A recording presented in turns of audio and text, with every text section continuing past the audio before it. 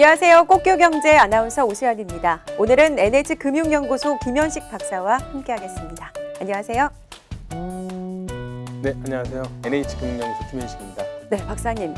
아재와 요즘 세대를 구별하는 아재 판독기 문제가 있다는 거 혹시 들어보셨나요? 예, 저는 요즘 세대와 교감하고 있는 아재입니다. 그렇군요. 왜 이렇게 부끄러워하세요?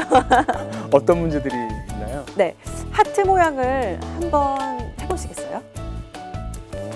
이렇게요? 아하, 박사님은 역시 아재였습니다. 하트 모양을 머리 위로 하면 아재고요. 요즘 세대는 이렇게 하면은 요즘 세대라고 하네요. 저도 좀 잘 안 되는데, 네, 이게 요즘 세대라고 하네요. 예. 얼굴 빨개지시는데요? 그래도 우리나라 인구 비율 중에서 가장 많은 40대 아재이기 때문에 당당하다고 생각합니다. 그렇군요. 그럼 한번 이와 관련해서 본격적인 주제로 넘어가 볼까요? 네. 네, 오늘 이야기 나눠볼 주제는 인구 구조 변화에 따른 금융산업 영향인데요. 최근 항아리형 인구 구조가 큰 관심을 받고 있는데 이게 뭔지부터 좀 설명을 해주시죠.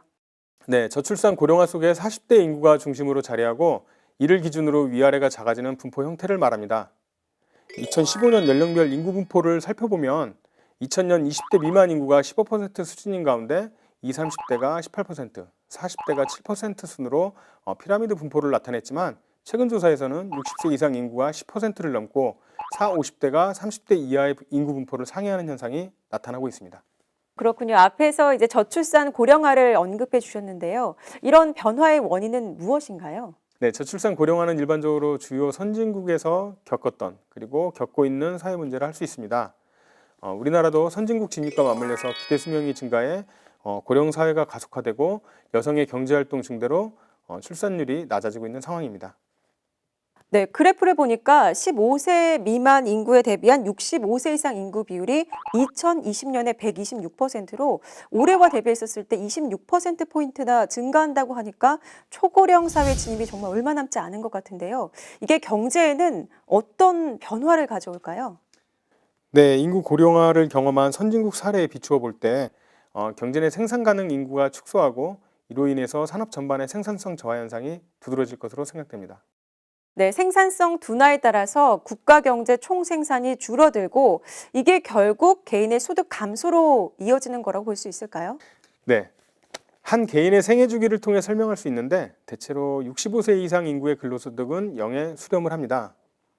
따라서 경제활동이 가능한 65세 미만 구간에서 소득 중 일부를 이후 구간 소비를 위해 저축하는 성향이 강화될 수밖에 없습니다.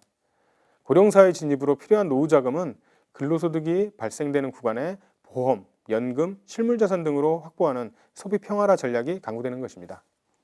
노후 자금이 많이 필요하다 보니까 아무래도 연금 관련 시장이 좀 더 커지지 않을까라는 생각이 드는데요. 실제로 시장의 변화가 좀 있습니까? 네, 생명보험사의 연금보험 초기 가입액을 기준으로 할 때 2005년 말 1.6조 원에서 2015년 말에 6.2조 원으로 약 3.9배가 증가했습니다. 우리 농협에도 농협생명이 있지 않습니까? 업계에서 우리 농협생명의 위치와 경쟁력을 좀 객관적으로 평가해 주신다면 어떻게 평가할 수 있을까요? 예, 농협생명은 1.4조 원으로 전체 22%를 차지합니다.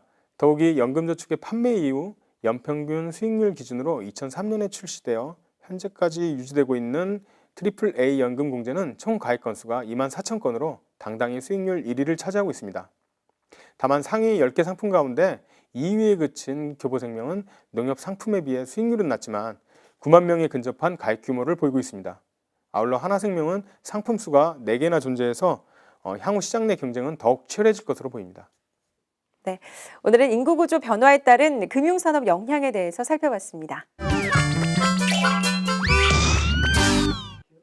네, 시선의 선택 오늘 주제는 앞선 주제와 연결선상에서 인구구조 변화에 따른 주택 금융 영향에 대해서 살펴볼 텐데요. 박사님, 현재 현황이 어떻습니까? 2015년 통계청 가계금융조사 결과에 따르면 가계 평균 자산은 약 3억 4천만 원이었습니다. 이 중에 주택을 포함한 실물자산은 2억 5천만 원으로 대략 74% 정도 차지하고 있습니다. 네, 그럼 결국 노후 자금을 위한 가계자산 가운데 부동산이나 주택 같은 실물 자산의 활용도가 높아질 수밖에 없겠군요. 네, 저금리 기조 속의 금융상품보다 주택이나 실물 자산이 높은 수익을 보장하였기 때문으로 파악됩니다. 특히 외환위기 이후 주택을 통한 투자 효과가 높아서 이 시기에 자산을 확보한 50대에서 자산 보유액이 높은 것을 확인할 수 있을 것입니다. 인구 구조의 중심축인 박사님과 같은 40대의 자산 보유액도 높은 편인 것 같은데요. 네, 맞습니다. 그러나 자산 대비 부채 비율을 검토하면 차이가 있습니다. 50대 이상의 부채 비율은 높은 자산 보유액에 비해서 상대적으로 작게 인식될 수 있습니다만 40대에서는 21% 높은 부채 비율을 나타내고 있습니다. 특히 30대는 낮은 자산 보유액과 달리 부채 비율이 22%로 가장 높았습니다. 이들 부채는 대개 주택 마련 용도로 그 비율은 2010년에 비해 증가한 상황입니다. 인구 구조에서 비중이 줄어들고 있는 30대의 경우에는 수요도 아무래도 줄기 때문에 주택 가격도 좀 떨어지지 않을까라는 생각 들고요. 주택 소유 개념도 좀 변화가 있을 것 같은데요. 인구 구조 변화와 맞물려 나타난 특징 가운데 30세 미만 젊은 층의 나홀로 가구에 집중할 필요가 있습니다. 나홀로 가구 증가로 인해 주택을 보유하기보다는 임대를 선호하면서 전세가 상승이 이루어져 왔습니다. 그럼 30세 미만 연령층에서는 주택 전세 시장이 활성화되고 있다는 의미로 받아들일 수 있을까요? 네, 2010년과 비교할 때 2015년에 이런 변화가 감지되고 있습니다. 저금리 구간에서 월세 수익을 노린 임대 시장이 확산되면서 앞으로 주택 시장은 월세 중심의 임대 시장으로 재편이 예상됩니다. 앞으로는 그렇다면 월세 시장이 더 확대된다고 예상하면 될까요? 예, 앞으로의 변화는 30세 미만 세대를 중심으로 월세 임대 시장으로 재편될 것이 예상됩니다. 따라서 주택금융업은 주택을 소유한 리츠나 부동산 펀드를 통한 자본 투자 등이 빠르게 발전할 것으로 예상됩니다. 여기에 50대 이상 세대의 높은 주택 보유를 기반으로 한 영모기지 금융도 확산될 것입니다. 아직 시장이 크지는 않지만 앞으로 이에 대한 상품 전개가 불가피하다 할 것입니다. 네, 박사님 오늘 말씀 감사합니다. 이어서 금융과 소식 살펴보겠습니다. 우리나라는 12일 실업률, 13일 한국은행의 기준금리 등이 금주 중 예정돼 있습니다. 지난 6월 1.25%로 인하된 기준금리는 미국의 긴축적 통화정책 가능성 하에서 동결이 예상되지만 현재 불확실한 경제 상황을 고려할 때 속단하기는 이른 것 같습니다. 미국은 18일 소비자 물가와 주택시장 지수에 이어 19일 건축 허가 건수, 20일 경기 선행지수 등을 연달아 발표할 예정입니다. 특히 경기회복의 바로메타인 주택시장 지수는 2015년 5월 이후 60을 전후한 움직임 속에서 9월 결과치의 60 상회 가능성에 관심이 집중됩니다. 유로존은 20일에 22의 기준금리 결정이 있습니다. 브렉시트 이후 유로존 경기 침체에 대한 우려 속에 추가 금리 인하가 있을지 향후 미국 금리 인상 가능성이 큰 가운데 그 결과가 궁금합니다. 농협가족 여러분, 지금까지 꽃교경제 금융 소식 전해드렸는데요. 꽃교경제 방송 시청 후 농협방송 카카오톡으로 시청 소감을 남겨주시면 신간 도서를 드립니다. 많은 참여 부탁드리고요. 다음 주에는 더 알찬 소식으로 찾아오겠습니다. 다음 주에 만나요. 꼭이요.